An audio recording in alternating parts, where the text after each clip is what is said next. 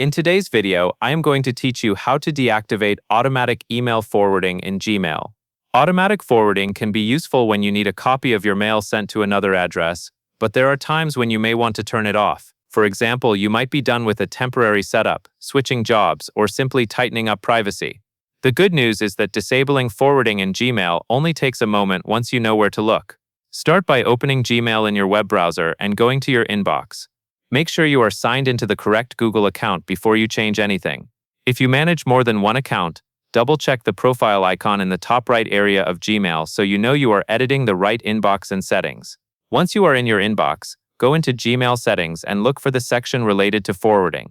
In Gmail, forwarding controls are found under a tab called Forwarding and POP/IMAP.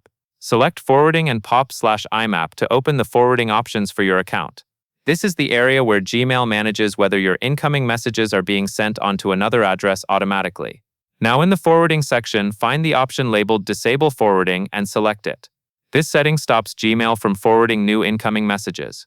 If forwarding has been enabled, disabling it is the key step that turns off the automatic behavior going forward. As a quick tip, after you select Disable Forwarding, take a second to scan the same page to confirm it reflects the forwarding status you want.